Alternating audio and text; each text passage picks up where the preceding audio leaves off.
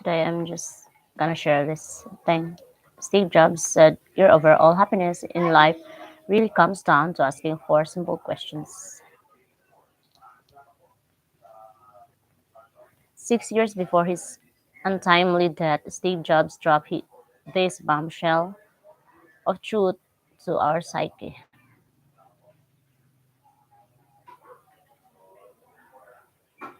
This is by Marcel Schwantes, INC contributing editor and founder, leadership from the core.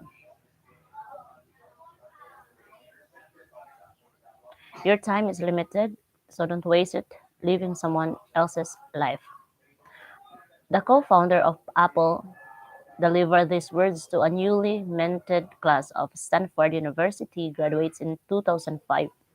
Not long before the commencement, Jobs had been diagnosed with pancreatic cancer and was given between 3 and 6 months to live.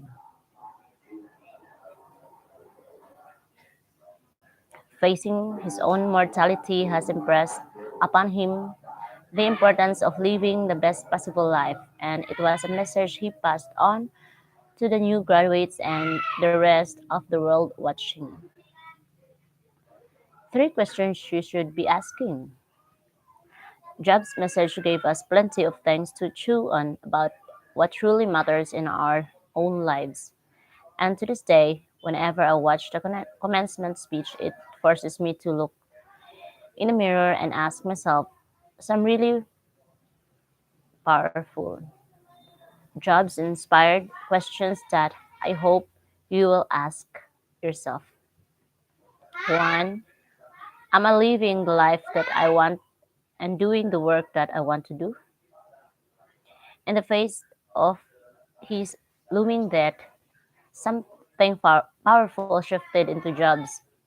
He began to live each day as if it was his last because it may have been.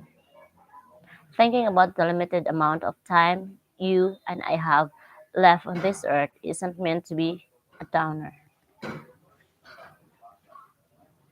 On the contrary, it empowers us to use that precious time in the most meaningful way possible. Jobs called facing his death the most important tool I've ever encountered to help me make the big choices of life. Almost everything, he said, our fears, failures, and our pride, fall away in the face of death, leaving only what is truly important. Two, if today were the last day of my life, would I want to do what I am about to do today?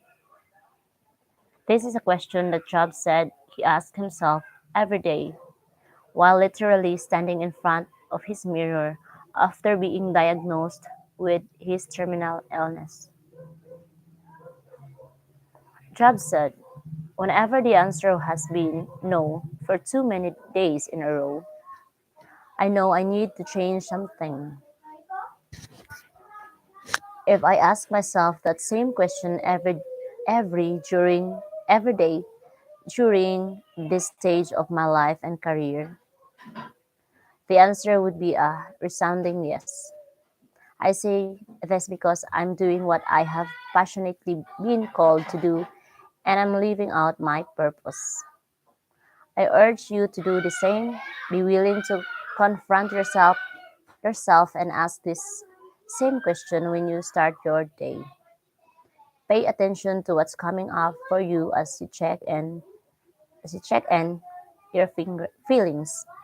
If you're being true to yourself, it can be frightening to admit you're not living the life you want, but it's the only way to pivot toward the pursuit of something new, something that may be your true calling.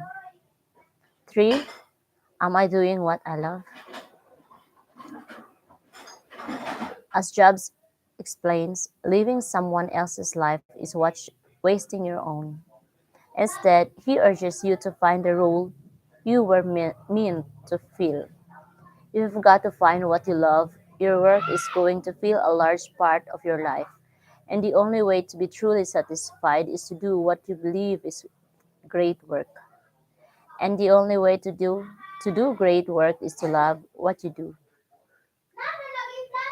Doing what we love gives us purpose, which fuel our drive to get up in the morning. And in the words of Warren Buffett, Tap Dance to Work research published in Harvard Business Review concluded that to be fully engaged and happy, people need to feel as if their work matters and that their contributions help to achieve something important. When people find purpose in their work and they love what they do, it will not only improve the person's happiness, it will boost their productivity.